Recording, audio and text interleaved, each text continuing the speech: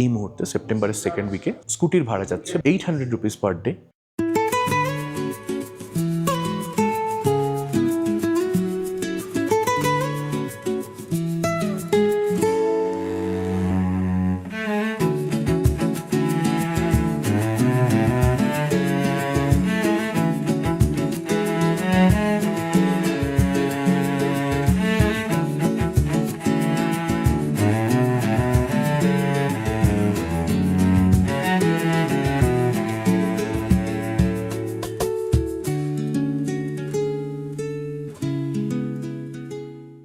আগের পর্বে তোমরা দেখেছিলে কলকাতা থেকে ফ্লাইট নিয়ে আমাদের লেতে আসার গল্প।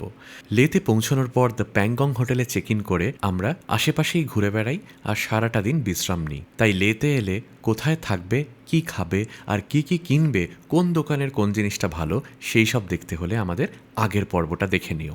চলো আমরা আমাদের দ্বিতীয় দিনের পর্ব শুরু করি।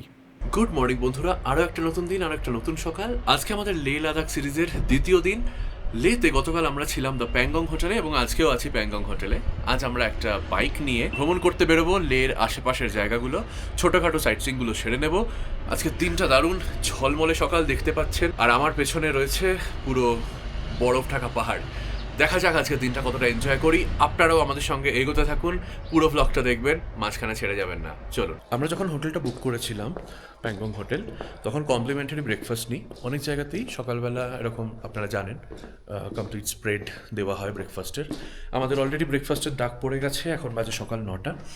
আমরা একটু খেয়ে দে তারপর বেরোবো, সেটাই আমাদের প্ল্যান। চলুন দেখি ব্রেকফাস্টে কী দিয়েছে। আমরা চলে এসেছি ব্রেকফাস্ট করতে। আগের দিন যেখানে রেস্টুরেন্টে আমরা লাঞ্চ করেছিলাম, দেখিয়েছিলাম আপনাদের, সেখানেই ব্রেকফাস্ট সার্ভ হচ্ছে। আর শুরু করছি চা কফি দিয়ে, অফকোর্স সেটা তো থাকেই। তার সঙ্গে বাকি স্প্রেডটা দেখি কী আছে। জুস রয়েছে, hot water, toast, bread toast আপনারা করে নিতে পারেন, বাটার, জ্যাম, কর্নফ্লেক্স যারা যারা খাবেন, সঙ্গে মিল্ক রয়েছে, সাম্বার, কোকোনাট চাটনি, ইডলি, উপমা, ভাজিয়া, অনিয়ন আর potato mix okay, then banana of course, and omelette will be on table because of course করে রাখলে ওটা ঠান্ডা হয়ে যাবে, তো অমলেটটা আপনারা টেবিলে চেয়ে নিতে পারেন, গরম গরম ভেজে দিয়ে যাবে। তো আমরা শুরু করি, আপনাদের জানাই কেমন লাগছে। যাদের সাউথ ইন্ডিয়ান খাবারে অরুচি আছে বা সাউথ ইন্ডিয়ান খাবার ভালোবাসে না, তাদের হয়তো একটু অফ লাগতে পারে, কারণ উপমা, ইডলি, সাম্বার সবকটাই সাউথ ইন্ডিয়ান। কিন্তু আমার পার্সোনালি আর মল্লিকারও সাউথ ইন্ডিয়ান খাবার ভীষণ ভালো লাগে, আর বিশেষ করে ব্রেকফাস্টে খেলে খুব হেলদি যায়, কারণ সারাদিন ভারী লাগে না শরীরটা কোনো রকম ভাজাভুজি খেলে যেটা হয় আর কি। এখানকার প্রিপারেশন খুব ভালো লাগছে, সেটা বিশেষ করে বলার। দ্য উপমা ইজ ফ্যান্টাস্টিক, সাম্বার, চাটনি, ইডলি, প্রত্যেকটা আইটেম খুব ভালো। আমাদের শুধু ডিমের অমলেটটা আসা বাকি, বাট আই এম শিওর ওটাও খুব ভালোই হবে। এটা আমরা খেয়ে নিই। খাওয়ার পর আমাদের বেরোনোর জন্য আমরা একটা স্কুটি বুক করেছিলাম, সেই স্কুটি 9টার সময় বলা ছিল, এখন 9:30 বাজে, এখনও আসেনি। তো বন্ধুরা, আমাদের ব্রেকফাস্ট ডান, খুব ভালো ব্রেকফাস্ট করলাম, আপনাদের জানিয়েছি। আমাদের যে স্কুটি নিয়ে প্রবলেম হচ্ছিল, যাকে প্রথমে আসতে বলা হয়েছিল সেই ছেলেটা আসছিল না, তার সঙ্গে আমরা ফোন করে কথা বললাম। ও যেটা বললো, দোকানে প্রচুর লোক চলে এসছে, তাই ও স্কুটি ডেলিভার করতে আসতে পারছে না। আমাদের আরও 5-10 মিনিটের দিকে হেঁটে ওই মার্কেটের ভেতর যেতে হবে, সেখান থেকে ওর স্কুটিটা নিতে হবে। তো আমরা যার সঙ্গে কথা বলেছিলাম, খারিওক, ওনাকেই ফোন করলাম। উনি এটা জানার পর সঙ্গে সঙ্গে 5 মিনিটের মধ্যে আরেকজনকে পাঠিয়ে দিলেন, and he was very apologetic about it. তো নতুন যিনি এলেন তার নাম ফুনসুক। আমরা জিজ্ঞেস করিনি স্যার নেম ওয়াংরু কিনা। তো ফুনসুক ভাই আমাদের একটা নতুন স্কুটি দিয়ে গেছেন, অ্যাক্সেস 125, 2টো হেলমেট ফ্রিতে, এবং অফকোর্স স্কুটির কন্ডিশন দেখে নিতে বলেছেন। যদি রাস্তায় কোনো রকম প্রবলেম হয় ওনাকে যেন কল করি। 800 রুপিস পার ডে এই মুহূর্তে সেপ্টেম্বরের সেকেন্ড উইকে স্কুটির ভাড়া যাচ্ছে। বাইকের ভাড়া বোধহয় বাইক কী মডেলের নেবেন তার উপর নির্ভর করে ওই 600-700 থেকে শুরু হয় এবং 1000-1500 অবধিও পৌঁছয়। তো এইরকম মোটামুটি স্কুটিটা রয়েছে, এলে লাদাখের লাইসেন্স প্লেট।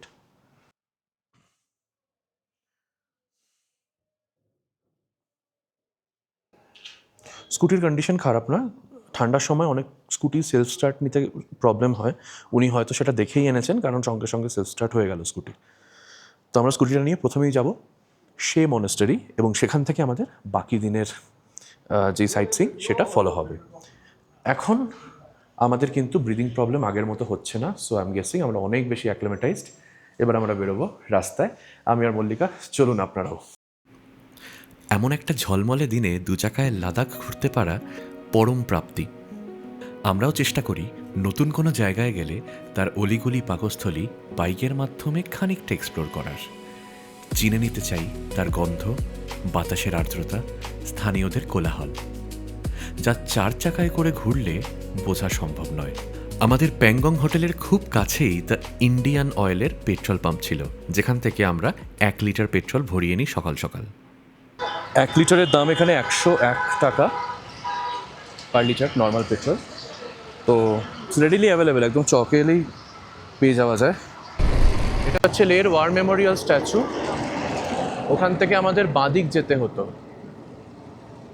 ভাইয়া শে মেমোরিয়াল, शे मोनेस्टरी। यही से लेकिन ये वाला अभी बंद है सर। ओ फिर कैसे शे मोनेस्टरी जाएंगे? वहाँ से एक रास्ता है? अच्छा, थैंक यू। লে ভ্রমণের দ্বিতীয় দিন আমাদের প্ল্যান ছিল কাছাকাছি কয়েকটা স্পট দেখে নেওয়া। লিস্টে ছিল শে মনাস্টারি, থিকসে মনাস্টারি, লে প্যালেস আর শান্তিস্তূপ। এই প্রত্যেকটা স্পট লে শহরের খুব কাছে। 14ই সেপ্টেম্বর লেতে অনুষ্ঠিত হচ্ছিল বহু চর্চিত লে লাদাখ ম্যারাথন। আজকে ম্যারাথনের জন্য অনেকগুলো রাস্তা বন্ধ, আমাদের ঘুরে ঘুরে যেতে হচ্ছে সব রাস্তা দিয়ে। এখানেও এরকম একটা সুন্দর রাস্তা ছিল, ঘোড়ায় চড়ে বেড়াচ্ছিল, বাট আমাদের আবার ডিট্যুর করিয়ে দিয়েছে। যেমন ওদিকেরও রাস্তাটা বন্ধ ছিল না, যেটা পেট্রোল পাম্পের পাশ দিয়ে যেই রাস্তাটা গেল, ওটা হলে আমরা খুব সহজে পৌঁছে যেতাম। আমাদের একটু ঘুরতে হচ্ছে বেশি, কারণ আজকে লে ম্যারাথন চলছে।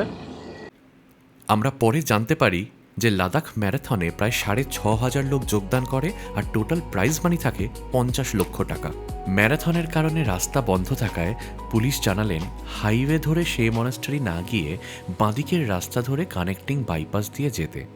ভাগ্যিস আমরা তাদের কথা শুনেছিলাম, কারণ সেই রাস্তাটার সৌন্দর্য না দেখলে আমাদের অনেক কিছুই অদেখা থেকে যেত। সেই পথে অসংখ্য ছোটোখাটো গলি, গ্রাম আর মনোরম দৃশ্যের মধ্যে দিয়ে যেতে যেতে মনে হচ্ছিল লাদাখকে এমনভাবেই তো চিনতে হয়, কেবলমাত্র কয়েকটা ট্যুরিস্ট স্পট দিয়ে নয়।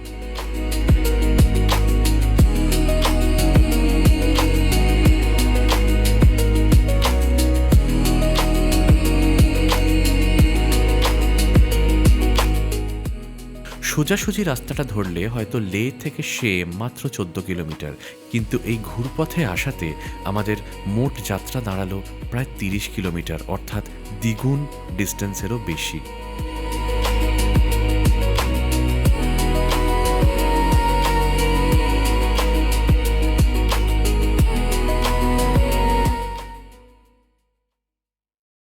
আমরা মোটামুটি 1.5 ঘন্টা মতো বাইক চালানোর পর এই এরিয়াটাতে এসেছিলাম, যেখানে ওই শে মনেস্টারি, থিকসে মনেস্টারি সব পাশাপাশি, বেসিক্যালি 5 মিনিট ডিফারেন্স একে অপরের। প্রায় আমরা 25-30 কিলোমিটার চালিয়ে ফেলেছি স্কুটার।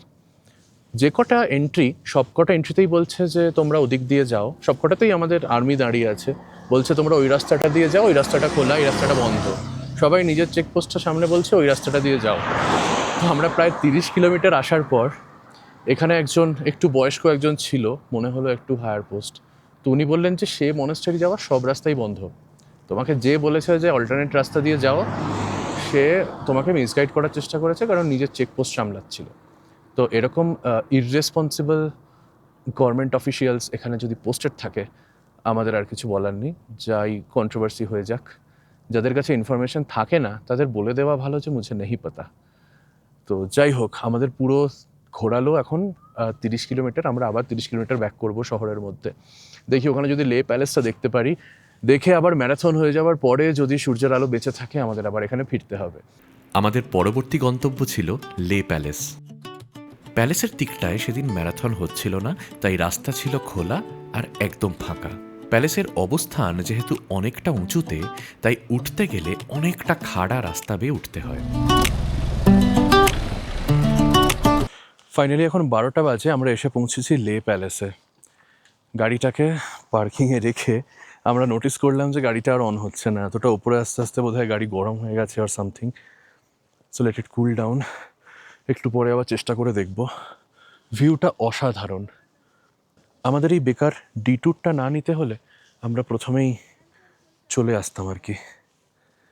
প্রথমেই এখানে পৌঁছে যেতাম, that would have been easier, কিন্তু খুব গরম হয়ে গেছে।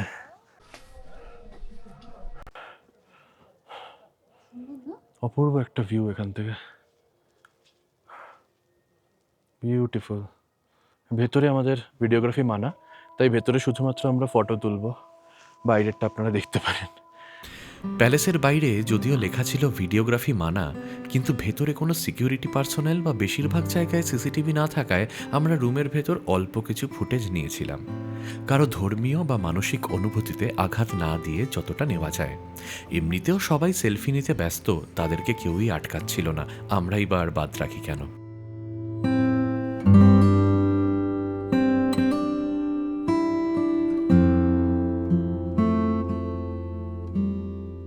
আমরা একদম ওপরে দাঁড়িয়ে আছি লে প্যালেসের, the topmost storey which is 9th floor. আর দুর্দান্ত দেখতে লাগছে এখান থেকে পুরো বাইরেটা, অসম্ভব সুন্দর একটা ভিউ, মানে এটা কিছুতেই বলে প্রকাশ করা যায় না। চারিদিকে যেখানেই দেখবেন পুরো মরুভূমি আর সবুজ, যেহেতু বৃষ্টি হয়েছে, যেহেতু লের রং এখন সবুজ, অপূর্ব সুন্দর, ঝকঝকে আকাশ, পেঁচা পেঁচা মেঘ। লে প্যালেস থেকে নামার সময় গাড়ি আর স্টার্ট নিচ্ছিল না। আমি ভাবলাম হয়তো পেট্রোল শেষ বা ব্যাটারি বসে গেছে। তারপর অদ্ভুতভাবে দেখলাম ওই একটা ঢাল ছিল, নামার সময় একটু 60 ডিগ্রি স্লোপ রয়েছে, ওটা দিয়ে গাড়িটাকে নামালাম আমরা দুজনে একসাথে বসে। যেই মুহূর্তে একটু স্পিড পেলো, ওর পুরোনো ব্যাটারিটা হঠাৎ করে সজাগ হয়ে উঠে স্টার্ট করে নিয়েছে। তো উই আর লাকি যে এখন চলছে গাড়িটা, আবার কতক্ষণ চলবে জানি না। একটু হোটেল পৌঁছে আমরা রেস্ট নেব, তারপর আবার বেরোবো হচ্ছে আমরা ওই থিকসে ওই দিকে।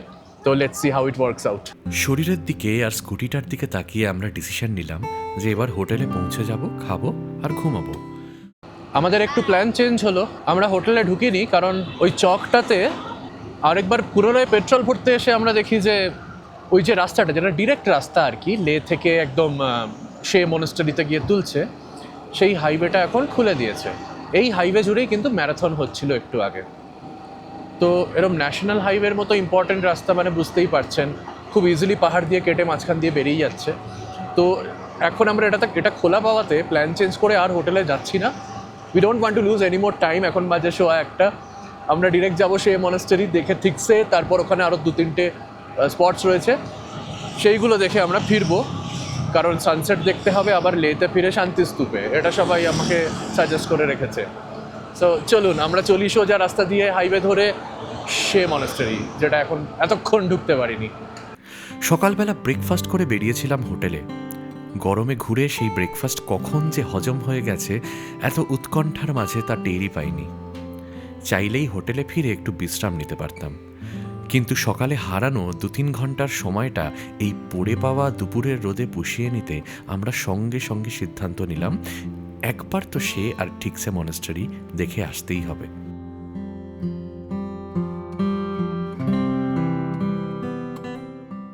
ফাইনালি আমরা এসে গেছি সে মনেস্টারিতে। এই যে সে, ঠিক উল্টো দিকে আমরা স্কুটার পার্ক করিয়ে দিয়েছি। এখানে স্কুটার এবং অন্যান্য যানবাহন পার্ক করার জায়গা রয়েছে, আর উল্টো দিকে কয়েকটা রেস্টুরেন্টও রয়েছে, তো আপনারা এসে খেয়েও নিতে পারেন।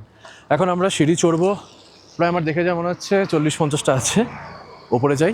আর পাশাপাশি কিন্তু সে প্যালেস আর সে মনেস্টারি দুটো কিন্তু একদম পাশাপাশি, তো দুটো দেখে আমরা তারপর এখান থেকে বেরোবো। লে প্যালেস যদি 420 বছরের পুরনো হয়ে থাকে, সে প্যালেস কিন্তু 380 বছরের পুরনো। একটা সময় সে ছিল লাদাখের রাজধানী। মনেস্টারি আর প্যালেস পাশাপাশি, তবে বর্তমানে সে মনেস্টারির সংরক্ষণ চলছে।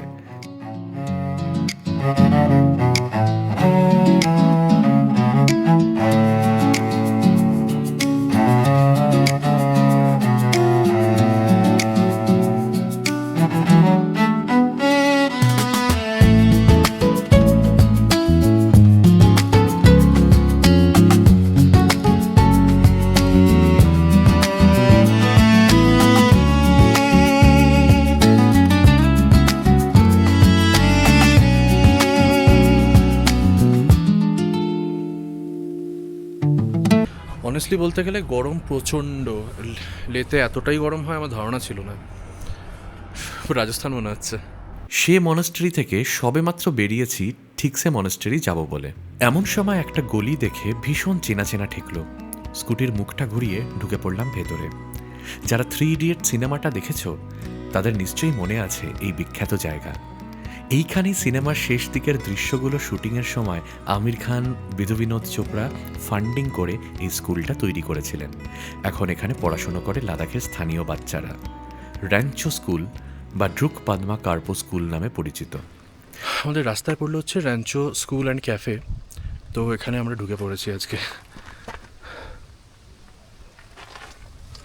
এটা কিন্তু জাস্ট থিক্সে মনেস্ট্রি থেকে একটু আগেই, 1-2 কিলোমিটার মতো। কেউ কোথাও নেই, আমি জানি না এখানে এন্ট্রি অ্যালাউড কিনা। স্কুলের পাশে একটা ছোট্ট ক্যাফে আছে যেখানে ট্যুরিস্টরা খেতেও পারেন, ছবিও তুলতে পারেন।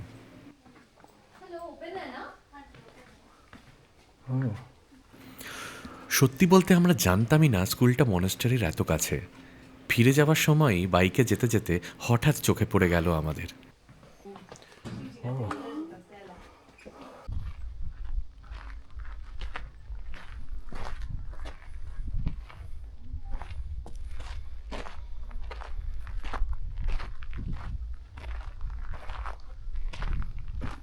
আজকে সানডে বলে স্কুলে কেউ নেই, অর্থাৎ ওই সময় সেই কারণেই কোনো আওয়াজ শোনা যাচ্ছে না বাচ্চাদের। পাশেই স্কুলটা, আর এই যে পুরো জমিটা, এইখানে শ্যুট হয়েছিল 3 ইডিয়টস। র্যাঞ্চোস ক্যাফে কী পাওয়া যায় আমরা দেখব। ট্র্যাডিশনাল ড্রেসেস পরে ছবি তোলা যায়। Wow, this is beautiful. I think ওই দূরে যে দেওয়ালটা, ওইখানে ওই মূত্র বিসর্জনের সেই বিখ্যাত ফুটেজটা ওইখানে নেওয়া হয়েছিল প্রবাবলি। ওয়াও, এখানে কিন্তু ঢুকতে কোনো এন্ট্রি ফি নিল না, কেউ আমাদের দাঁড় করালো না। It's completely free of charge. আপনারা এই মনেস্ট্রির দিকে এলে এইটা দেখতে পারেন। Don't miss this.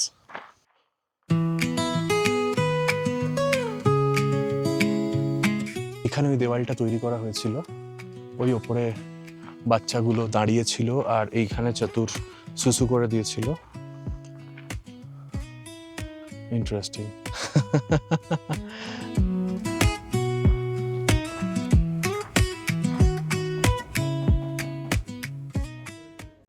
খাবার এবং ক্যাফে হিসেবে কিন্তু দামটা ঠিকঠাকই। 100 টাকায় ভেজ চাউমিন খাওয়াচ্ছে আর 100 টাকায় ওই ফ্রেশ লাইম সোডা। তো কোয়ান্টিটি যথেষ্ট এবং একদম ফ্রেশ বানিয়ে দিয়েছে, সমস্ত ভেজিটেবল দিয়ে, বেশ ফ্রেশ গন্ধ আর কি। তো ওভারঅল ভালো লাগছে খেয়ে। আর এই গরমের মধ্যে দিয়ে এলাম, একটু খাবার দরকার ছিল। So it's really good. Rancho ক্যাফের খাবার বেশ ভালোই লাগলো, যদিও আর কিছু নিই that's just one thing we explored. কিন্তু ওদের মেনু লিস্টটা কিন্তু ছোটো। স্যান্ডউইচেস রয়েছে, grill sandwich, cheese sandwich, all that. চাউমিনের মধ্যে শুধুমাত্র ভেজ চাউমিন রয়েছে, চিকেন চাউমিন নয়। আর মোমো রয়েছে, চিকেন মোমো। তো ওরা বেশ পিছনে এই হ্যান্ড প্রিন্টেড এই যে মেনুটা দেখতে পাচ্ছেন, ওই কফি মেশিনের ওপরে ওইখানে ওরা লিখে রেখেছে কবের কী কী মেনু থাকে। তো দেখে নেবেন, আসতে পারেন। ভালো সুন্দর জায়গাটা। দুপুরের লাঞ্চটা র্যাঞ্চোস ক্যাফেতে সেরে ফেললাম, আপনাদের জানালাম কেমন লাগলো। মল্লিকার শরীরটা সত্যিই খারাপ হয়েছে, কারণ প্রচণ্ড গরম, অপ্রত্যাশিত গরম লেতে। বাড়ি যাব, আগে হোটেলে যাব। ওর একটু রেস্ট নেওয়ার প্রয়োজন, কারণ কালকে আমাদের ট্রিপটা আরও লম্বা আছে। তো আমরা এখন ফিরবো। আর ব্যাক করার সময়, মানে আমাদের যখন এই পুরো লেস সার্কিটটা, লাদাখের সার্কিটটা করে যেদিন ব্যাক করব, ড্রাইভারের সঙ্গে কথা বলে বুঝলাম যে তিনি আমাদের এই থিক্সে মনেস্টারি অ্যান্ড অন্য যেগুলো আজকে করতে পারলাম না সেইগুলো করিয়ে দেবেন। So let's go. বাকি যে স্পটগুলো এই দিন মিস হলো সেগুলো আমরা লাদাখ ভ্রমণের শেষ দিন দেখে নিয়েছিলাম। তবে এমন উচ্চতায় ভ্রমণ করলে শরীরের কথাই আগে শুনতে হয়, কারণ স্পট তো পরের দিনও দেখে নেওয়া যায়, কিন্তু শরীর একবার খারাপ হলে ইচ্ছেটা আর ফিরে পাওয়া যায় না। দিনটা কিন্তু এখানেই শেষ নয়। হোটেলে ফিরে লাঞ্চ করে নিজের শরীর এবং স্কুটিটাকে একটু বিশ্রাম দিয়ে যেই মাত্র একটু শক্তি ফিরে পেলাম, ছুটে গেলাম শান্তিস্তূপের সূর্যাস্ত দেখতে। খুব অদ্ভুত একটা ব্যাপার ঘটলো। মল্লিকা খুব অসুস্থ ফিল করায় হোটেলে গেল, ঠিক 1-1.5 ঘন্টা ঘুমালো। অসুস্থ ফিল করা মানে এটা কি ফিল করা সেটা বল। আমার মাথা ধরে গেছিল, ওই হাই অল্টিটিউড সিকনেস হচ্ছিল, আর গা গোলাচ্ছিল। ঠিক 1.5 ঘন্টার মাথায় বললো অল ওকে, আমি এখন শান্তিস্তূপে সানসেট দেখবো। আমরা চলে এসেছি শান্তিস্তূপে। 30 রুপিস পার পারসন টিকিট কেটে আমরা ঢুকলাম। আচ্ছা, ড্রোন, এটা কিন্তু নো ফ্লাইং জোন, ড্রোন যারা আনছেন তারা ইউজ করতে পারবেন না। চলুন আমরা উপরে উঠি। একটু ঘোরা রাস্তা রয়েছে, এখনো পর্যন্ত কোনো সিঁড়ি নেই, কিন্তু গোল করা কাটা পাকদণ্ডী রাস্তা। ওয়াও, উপরে উঠে পড়ে।